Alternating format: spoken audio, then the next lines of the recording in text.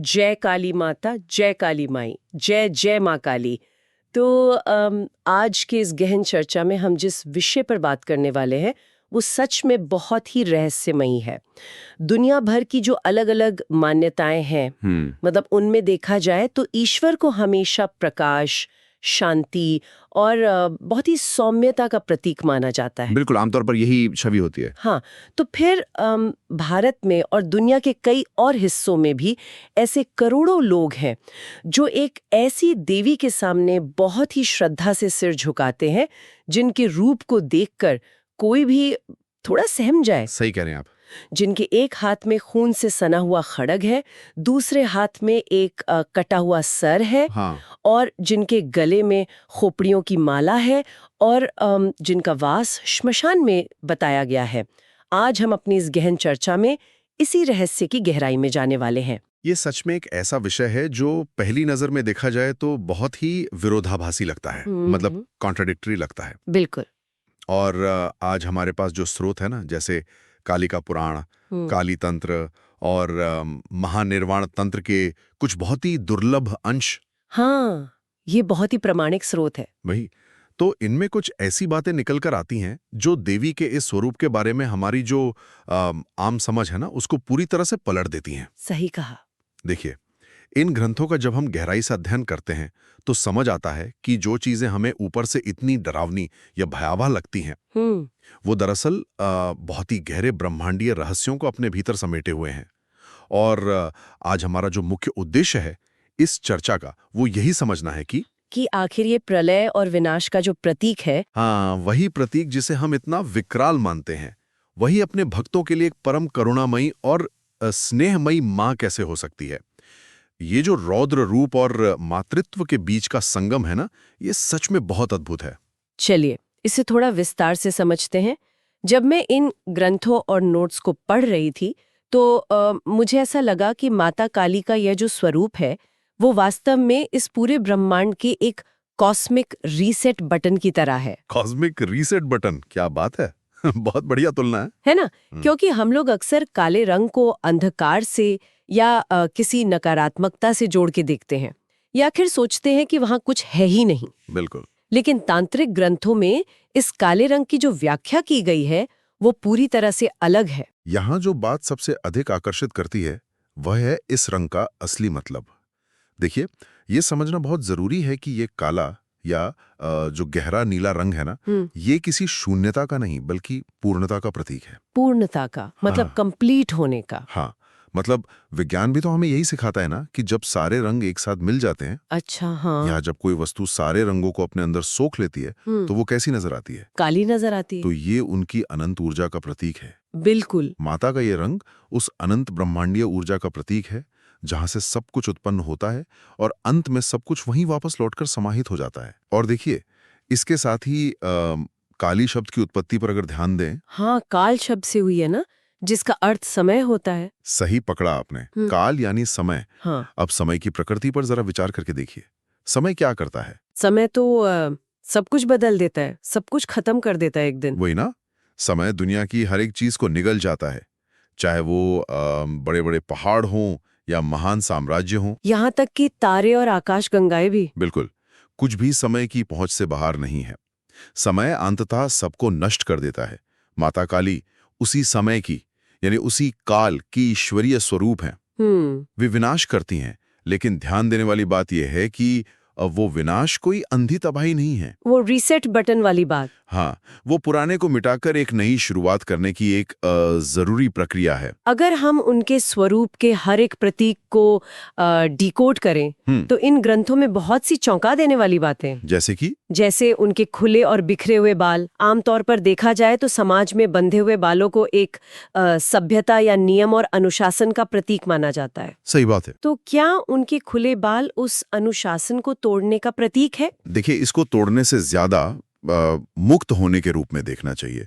ग्रंथों में इस हालत को निर्विकार स्थिति कहा गया है। निर्विकार? हाँ, निर्विकार, जिसका अर्थ होता है पूर्ण स्वतंत्रता। यानी माता काली प्रकृति या समाज के किसी भी कृत्रिम नियम से, किसी बनावटी नियम से बंधी हुई नहीं है। मतलब उन पर कोई पाबंदी नहीं? बिल्कुल नहीं। वे उस आदिम ऊर्जा का प्रतीक हैं जो पूरी तरह से स्वतंत्र है, जिस पर कोई बाउंड्री लागू ही नहीं हो सकती। और फिर वो माला मुंडमाल, यानी उनकी गले में जो नरमुंडों या खोपड़ियों की माला है। हाँ, बाहर से देखने पर तो ये सच में किसी हॉरर फिल्म के सीन जैसा लग सकता है, लेकिन श्री कालिका पुराण में इसके पीछे जो गणित बताया गया है ना, वो मुझे बड़ा दिलचस्प लगा। उसमें पूरे 50 मुंड होते हैं। हाँ ठीक, 50 मुंड। और ये संस्कृत वर्णमाला के 50 मात्रिका अक्षरों के प्रतीक बताए गए हैं। ये तंत्र शास्त्र के सबसे गहरे दर्शनों में से एक है। प्राचीन भारतीय दर्शन में यह माना जाता है कि इस पूरे ब्रह्मांड की जो उत्पत्ति हुई है वो ध्वनि यानी वाइब्रेशन से हुई है। हाँ, वाइब्रेशन से। तो संस्कृत के ये जो 50 अक्षर हैं या जिन्हें मात्रिकाएं कहते हैं, ये सिर्फ लिखने वाले वर्ण नहीं हैं, ये वो ध्वनियां हैं जिनसे ये पूरी सृष्टि बनी है। मतलब ये एक तरह से बिल्डिंग ब्लॉक्स हैं यूनिवर्स के। सही कहा, बिल्डिंग ब्लॉक्स हैं। और उन अक्षरों रूपी मुंडों को गले में धारण करने का सीधा सा अर्थ ये है कि शब्द, ज्ञान और सारी ध्वनियों की उत्पत्ति उन्हीं से होती है और अंत में वे सब उन्हीं में वापस समा जाते हैं। तो फिर जो उनके हाथ में एक कटा हुआ सर है, वो किस चीज का प्रतीक है? क्या वो भी ज्ञान से जुड़ा है? आपको क्या लगता है? मतलब आज के समय में देखें, जब हम लोग सोशल मीडिया या इंस्टाग्राम पर अपनी एक ऐसी नकली परफेक्ट लाइफ बनाने की होड़ में लगे लेते हैं, तो मुझे लगता है कि हमारा अपना जो अहंकार है वही हमारा सबसे बड़ा दानव है। ये बहुत ही सटीक तुलना की आपने। वो जो कटा हुआ सिर है ना, वो उसी अहंकार के संहार का, उसको कटने का प्रतीक है। जो हमारा झूठा ईगो है, बिल्कुल, जो हम खुद को मानते हैं, मतलब हमारा पद, हमारा रूप, हमारी उपलब्धियां, ये सब आखिर में एक झूठा मुखौटा ही तो है, एक अहंकार है। हाँ। और माता के दूसरे हाथ में जो खड़ग या तलवार है, जो खून से सनी है, हाँ, वो कोई साधारण हथियार नहीं है। वह अज्ञान और मोह के बंधनों को काटने वाली ज्ञान की तलवार है। अच्छा। वो तलवार हमारे उसी झूठे अहंकार को काटती है, ये याद दिलाने के लिए कि अंत में ये सारा दिखावा मिट्टी में ही मिल जाना है। रुकिए, इन स्रोतों में एक और चीज का बहुत खासकर जिक्र किया गया है, उनकी लाल रंग की बाहर निकली हुई जीभ और सफेद दांत। हाँ, ये बहुत अहम प्रतीक है। ग्रंथ कहते हैं कि लाल जीभ राजोगुण का प्रतीक है और सफेद दांत सत्वगुण का। अब जो लोग इन शब्दों या इस फिलॉसफी से उतने परिचित नहीं है, उनके लिए क्या आप राजोगुण और सत्वगुण को थोड़ी आसान भाषा में समझा सकते हैं? जरूर। इसे इस तरह से समझिए कि प्राचीन दर्शन में प्रकृति के 3 गुण माने गए हैं। 3 गुण, ठीक है। जिसमें राजोगुण का अर्थ होता है अत्यधिक सक्रियता, यानी हाइपर एक्टिविटी, सांसारिक इच्छाएं, आक्रामकता और एक तरह की अनियंत्रित ऊर्जा जी। और इसे लाल रंग से दर्शाया गया है। तो लाल जीभ इस आक्रामकता का प्रतीक है। बिल्कुल। दूसरी ओर सत्वगुण का अर्थ होता है शांति, पवित्रता, स्थिरता और विवेक यानी विजडम, और इसे सफेद रंग से दर्शाया जाता है। समझ रही हूँ। अब देखिए, माता काली की लाल जीभ बाहर निकली हुई है, जो इस अनियंत्रित और आक्रामक ऊर्जा यानी रजोगुण का प्रतीक है। लेकिन उसे उनके सफेद दांतों ने दबा रखा है। सही पकड़ा, उनके सफेद दांतों यानी सत्वगुण ने उसे दबा रखा है। इसका सीधा सा मतलब यह है कि आपकी जो आक्रामकता और इच्छाएं हैं, उन्हें हमेशा शांति और विवेक के द्वारा नियंत्रित किया जाना चाहिए। ये सच में बहुत गहरा है, लेकिन यहाँ मैं थोड़ा सा हस्तक्षेप करना चाहूंगी। हाँ, पूछिए। मुझे एक बात बताइए, प्रतीकों की ये जो पूरी फिलॉसफी हमने अभी सुनी, हाँ। ये सुनने में बहुत लॉजिकल लगती है, तार्किक है, लेकिन क्या ये रूप केवल उन लोगों के लिए डरावना है जिनमें दानवीय प्रकृति है? आपका क्या सवाल है इस पर? मतलब इन ग्रंथों को पढ़ते समय मेरे मन में ये सवाल बार बार आ रहा था कि क्या एक साधारण इंसान को जो अपनी रोजमर्रा की आम जिंदगी जी रहा है, उसे इस रूप से सच में डरना चाहिए? ये एक बहुत ही स्वाभाविक और महत्वपूर्ण प्रश्न है। देखिए, ग्रंथों में साफ तौर पर कहा गया है कि जो व्यक्ति माता काली के इस रूप से डरता है, हाँ, वह वास्तव में अज्ञान के अंधकार में है। अज्ञान के अंधकार में? हाँ, क्योंकि वो इंसान दरअसल परिवर्तन से डर रहा है। वह इस संसार की नश्वरता से डर रहा है कि चीजें खत्म होती हैं। मतलब वो इस बात को स्वीकार ही नहीं करना चाहता कि सब कुछ एक दिन खत्म हो जाएगा। बिल्कुल वही। माता स्वयं कहती हैं कि जो मेरे इस रूप को अपनाता है, जो मृत्यु और काल की इस सच्चाई को मान लेता है, वही मुक्त होता है। हाँ, वही वास्तव में मुक्त होता है। आप जरा उनके चारों हाथों को फिर से देखिए। दो हाथ विनाश कर रहे हैं, जिनमें खड़ग और वो कटा हुआ सर है, लेकिन बाकी जो दो हाथ हैं वे अभय मुद्रा और वरदा मुद्रा में हैं। अभय मुद्रा यानी दर्द से मुक्ति का आशीर्वाद। और वरदा मुद्रा यानी वरदान देने की स्थिति, मतलब वह एक ही समय में संहार भी कर रही हैं और संरक्षण भी दे रही हैं। ये संहार और संरक्षण का जो संतुलन है, ये सिद्धांतों में सुनने में बहुत अच्छा लगता है, लेकिन जब सच में ब्रह्मांड पर संकट आया तब ये प्रैक्टिकली कैसा दिखा? हाँ, ये एक बड़ा सवाल है। यहाँ पर एक बेहद दिलचस्प बात सामने आती है। यहीं से रक्तबीज की वो कथा शुरू होती है जो पुराणों में इतने विस्तार से दी गई है। रक्तबीज की कथा इसका सबसे बड़ा उदाहरण है। मैंने ना बचपन में ये कहानी सिर्फ एक मिथ या लोक कथा के तौर पर सुनी थी, पर अब इन तांत्रिक ग्रंथों के नजरिए से जब इसे पढ़ा तो एक अलग ही एहसास हुआ। दरअसल रक्ताबीज की कथा इसी विरोधाभास को जमीन पर उतारती है। देखिए, रक्ताबीज एक ऐसा दानव था जिसे एक बड़ा ही अजीब वरदान मिला हुआ था कि उसके खून की बूंद गिरेगी तो नया दानव बनेगा। बिल्कुल। युद्ध के दौरान अगर उसके खून की एक भी बूंद जमीन पर गिरती तो उस एक बूंद से बिल्कुल उसी के जैसा एक नया उतना ही ताकतवर रक्ताबीज पैदा हो जाता। मतलब मैथमेटिकली अगर देखा जाए तो उसे हराना तो असंभव था। असंभव ही था। अब एक को मारेंगे, उसका खून गिरेगा और हजारों और उसके जैसे दानव पैदा हो जाएंगे। पुराणों में लिखा है कि देवता पूरी तरह से निराश और थक चुके थे।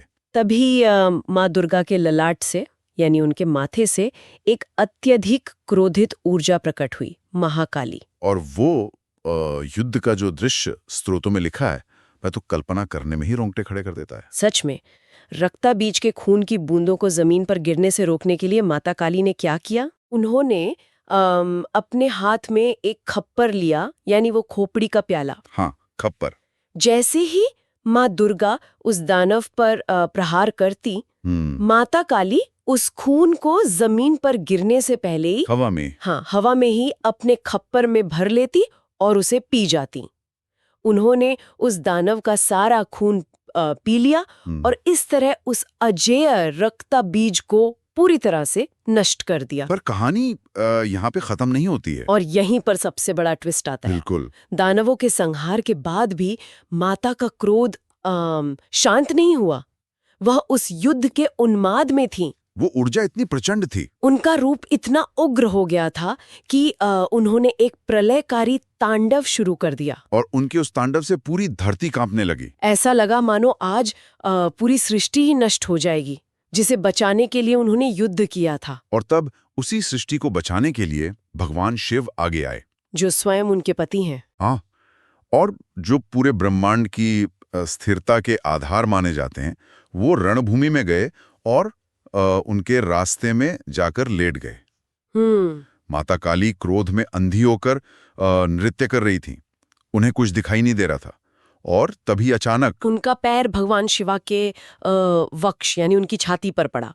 और ये वही सबसे प्रतिष्ठित छवि है जो हम आज हर मंदिर या तस्वीर में देखते हैं। हाँ, जहाँ शिवान नीचे लेटे हैं और काली उनके ऊपर खड़ी हैं और उनकी जीभ लज्जा या अपनी उस भूल के एहसास से बाहर निकली हुई है। जानते हैं, इसके पीछे का जो तांत्रिक दर्शन है वो बहुत ही गहरा है। क्या दर्शन है? ग्रंथों में शिवा को ब्रह्म या पूर्ण स्थिरता का प्रतीक माना जाता है और काली को शक्ति या गति यानी एनर्जी का प्रतीक माना जाता है। अच्छा। संस्कृत में एक बहुत ही प्रसिद्ध पंक्ति है, शिवा बिना शक्ति शावा है, मुर्दा शरीर के समान है। बिल्कुल। शिवा यानी चेतना, कॉन्शियसनेस, उसके बिना शक्ति यानी ऊर्जा सिर्फ एक मृत देह है। और दूसरी तरफ बिना चेतना के अगर ऊर्जा अनियंत्रित हो जाए तो वो विनाश लाती है, जैसे वो तांडव। सही समझिए आप। माता का शिवा पर पैर रखना ये दर्शाता है कि उनका जो विनाश है वह कोई अंधी तबाही नहीं है, वह शांति और चेतना की नींव पर टिका हुआ है। अगर मैं इसे आज के कॉन्टेक्स्ट में समझूं तो ये एक प्रिसिजन सर्जिकल स्ट्राइक की तरह था। मतलब माता का उद्देश्य केवल इस ब्रह्मांड में फैले कैंसर को यानी उस बुराई और उन दानवों को खत्म करना था। बिल्कुल। पूरे ब्रह्मांड के शरीर को नुकसान पहुंचाना नहीं। शिवा ने आकर बस उस सर्जिकल स्ट्राइक को रोक दिया क्योंकि ऑपरेशन तो सफल हो चुका था। जी, ये एक बहुत ही सुंदर और सटीक एनालॉजी दी आपने। ऑपरेशन पूरा हो चुका था, बुराई खत्म हो चुकी थी और अब उस प्रचंड ऊर्जा को वापस शांत होने की जरूरत थी। अगर हम इसे बड़े परिप्रेक्ष्य में देखें तो शिवा पर पैर रखने की इसी घटना ने और देवी के इस शांत होने की प्रक्रिया ने ही उनके विभिन्न रूपों को जन्म दिया, जिनका तांत्रिक साधना में बहुत महत्व बताया गया है, राइट? हाँ, बहुत ज्यादा महत्व है। तो क्या ये जो अलग अलग नाम हम सुनते हैं, जैसे दक्षिणा काली, श्मशान काली, ये सब उसी एक ऊर्जा के ही अलग अलग रूप हैं? जी हाँ, बिल्कुल। देखिए, जब शिवा पर पैर रखने के बाद माता को अपनी भूल का एहसास हुआ और वे लज्जित हुई, तब उन्होंने दक्षिण दिशा की ओर मुख किया। दक्षिण दिशा। और इसी रूप को दक्षिणा काली कहा जाता है। लेकिन एक सेकंड, इन शास्त्रों में दक्षिण दिशा का कोई अलग से विशेष महत्व है क्या? सबसे दयालु और मोक्षदायिनी रूप है। ऐसी मान्यता है कि काली का सिर्फ नाम सुनते ही स्वयं मृत्यु के देवता यमा भी डरकर भाग जाते हैं। मतलब जो डराता है वो खुद उनसे डरता है। वही ना।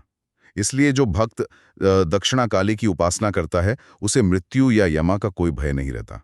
एक तरह से ये रूप मुख्य रूप से रक्षा करने वाला है। और इसके बिल्कुल विपरीत श्मशान काली का रूप है, जो विनाश और उन तांत्रिक सिद्धियों के लिए पूजा जाता है। और यहीं से तांत्रिक साधनाओं का वो रहस्यमयी संसार शुरू होता है, जिसमें बहुत नियम है। बहुत कठोर नियम है। महाकाली सिद्धि और काली तंत्र जैसे ग्रंथों में साफ तौर पर लिखा है कि इन साधनाओं को बिना बहुत सख्त नियमों के नहीं किया जा सकता। जैसे वो मंत्र, जैसे एक अक्षरी मंत्र क्रीम या त्रिअक्षरी मंत्र क्रीम प्रीम क्रीम की साधना। ये साधनाएं अक्सर आधी रात को की जाती हैं। इनमें लाल चंदन या रुद्राक्ष की माला का उपयोग करना अनिवार्य होता है। यहाँ स्रोत पढ़ते समय एक जगह मैं सच में रुक गई थी। मतलब मुझे थोड़ा अजीब भी लगा। क्या लगा अजीब? पूजा के लिए फूल या पत्ते तोड़ने तक के बहुत ही सख्त नियम दिए गए हैं इनमें। हाँ, बिल्कुल दिए गए हैं। बिल्व पत्र तोड़ने के लिए शास्त्रों में बकायदा मंत्र निर्धारित हैं कि पहले पेड़ से क्षमा मांगनी है और फिर एक विशेष मंत्र पढ़कर ही आप पत्ता तोड़ सकते हैं। ईमानदारी से कहूँ तो क्या ये थोड़ा अंधविश्वास जैसा नहीं लगता? मतलब एक छोटा सा पत्ता तोड़ने के लिए भी मंत्र पढ़ने की क्या जरूरत है? देखिए, ये सवाल अक्सर उठता है आज के जमाने में, लेकिन तंत्र को समझने के लिए हमें इस अंधविश्वास के चश्मे को हटाना होगा। तो इसका लॉजिक क्या है? तंत्र का जो मूल अर्थ है ना, वही है तकनीक यानी प्रणाली। ये पूरी तरह से ऊर्जा का एक विज्ञान है। आप इसे एक न्यूक्लियर रिएक्टर की तरह समझे। Nuclear reactor? हाँ। जब आप इतनी प्रचंड और एक आदिम ऊर्जा का आह्वान कर रहे होते हैं, तो आपको बहुत ही स्ट्रॉन्ग कंट्रोल रॉड्स और बहुत सख्त सेफ्टी प्रोटोकॉल की जरूरत पड़ती है। अच्छा। आधी रात का समय इसलिए चुना जाता है क्योंकि उस समय बाहर का संसारिक शोर और सेंसरी डिस्ट्रैक्शंस सबसे कम होते हैं, जिससे साधक उन विशेष ऊर्जा फ्रीक्वेंसीज के साथ जुड़ सकें। और वो पत्ता तोड़ने वाला नियम, उसका क्या रोल है उस न्यूक्लियर रिएक्टर में? वो दरअसल चरम स्तर की माइंडफुलनेस यानी ध्यान का अभ्यास है। माइंडफुलनेस। हाँ, वो मंत्र आपको लगातार याद दिलाता है कि आप प्रकृति का शोषण नहीं कर रहे हैं, बल्कि आप ब्रह्मांडीय ऊर्जा के एक छोटे से हिस्से को एक बहुत बड़े उद्देश्य के लिए ग्रहण कर रहे हैं। मतलब आप इसको रैंडमली या बेहोशी में नहीं कर सकते? बिल्कुल नहीं, आपको पूरे होश में रहना होता है।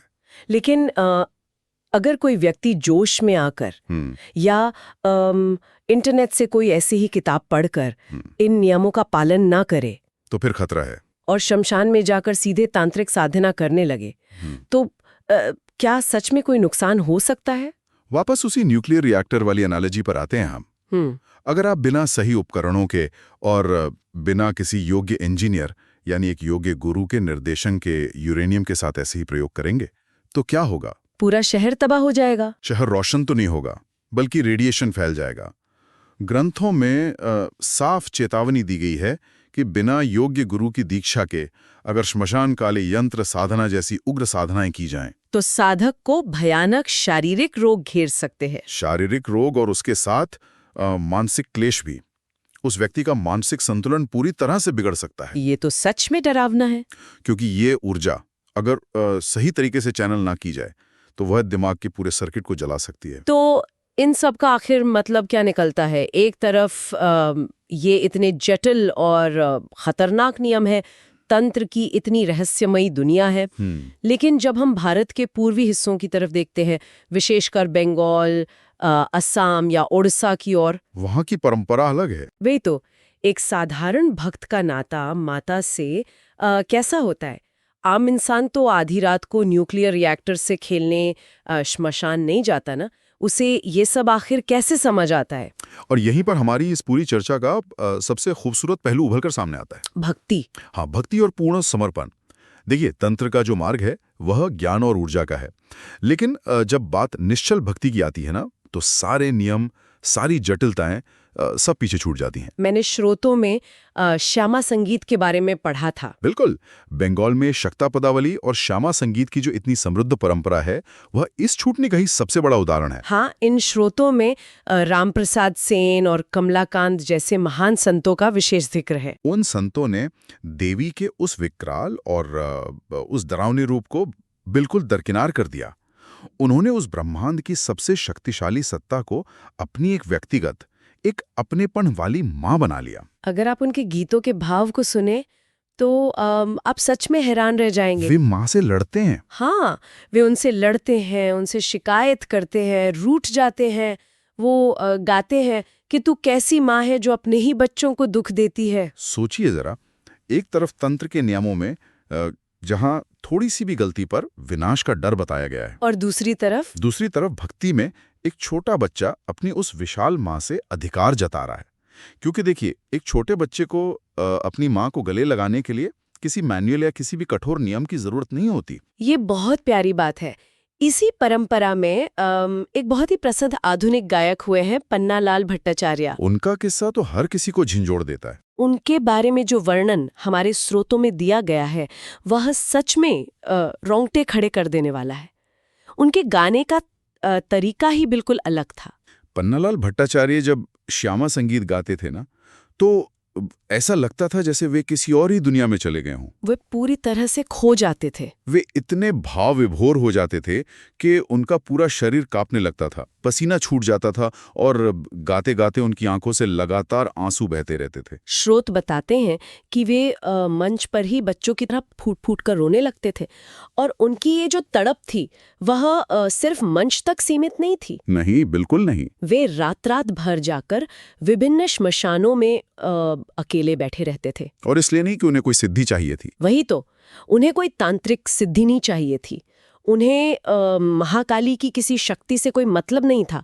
उन्हें तो सिर्फ अपनी माँ की एक झलक पानी थी। देवी के दर्शन न कर पाने की जो एक अजीब सी तड़प थी, वो उनके अंदर इस कदर हावी थी कि वह शायद किसी भी सांसारिक नियम से बहुत परे थी। और उनका ये जो पूरा प्रसंग है, ये इस बात का सबसे बड़ा प्रमाण है कि माता काली का रूप दुनिया के लिए कितना भी उग्र और विकराल क्यों ना हो, एक सच्चे भक्त के लिए वह केवल और केवल एक स्नेहमयी माँ है। सिर्फ एक माँ। जब एक भक्त अपने पूरे अहंकार को मिटाकर अपना सब कुछ समर्पण कर देता है ना, तो उसे उस डरावने मुखौटे के पीछे की वह असीम करुणा आसानी से दिख जाती है।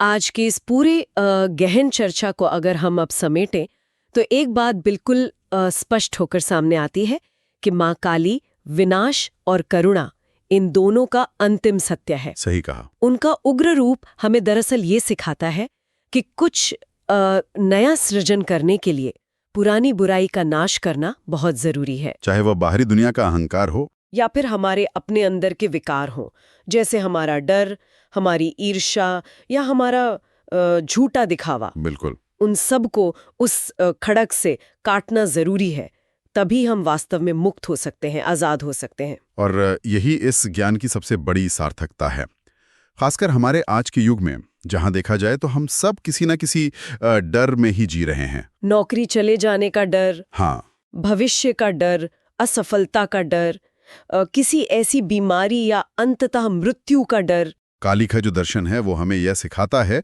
कि हमें अपने डरों से भागना नहीं चाहिए, हमें उस अंधकार का सामना करना चाहिए। बिल्कुल। जब हम अपने सबसे बड़े डर की आंखों में आंखें डालते हैं और उसे इस जीवन का एक अटूट हिस्सा मानकर स्वीकार कर लेते हैं, तभी हमारा डर हमेशा के लिए खत्म होता है। क्योंकि डर का सामना करना ही सच्ची मुक्ति है।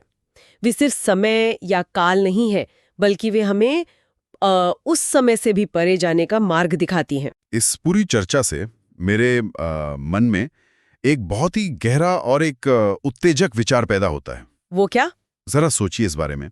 इन ग्रंथों के अनुसार अगर माँ काली समय यानी काल का प्रतीक है और प्रलय के समय वे इस संपूर्ण ब्रह्मांड, इस सारी सृष्टि, हर एक ग्रह और तारे को अपने भीतर समा लेती हैं। यहाँ तक कि वे स्वयं समय को भी निगल जाती हैं। हाँ, तो जब सब कुछ नष्ट हो जाता है, जब इस समय का ही अपना कोई वजूद या अस्तित्व नहीं बचता, तो क्या अंत में माँ काली स्वयं भी उस परम शून्यता में विलीन हो जाती हैं? ये तो या क्या वही वह अनंत शून्य है जो आखिर में हमेशा शेष रहता है, जहां से एक दिन फिर से एक नया ब्रह्मांड जन्म लेगा? ये सच में बहुत गहरा और सोचने वाली बात है कि जब समय ही खत्म हो जाएगा तो आखिर बचेगा क्या? शायद सिर्फ शून्यता, या शायद सिर्फ काली? हम लोग किसी के भी मन में उठने वाले इस गहरे विचार के साथ इस चर्चा को यहीं छोड़ेंगे। इस रहस्य पर मनन कीजिए और खुद से ये सवाल पूछिए। आज की इस गहन चर्चा में हमारी तरफ से बस इतना ही।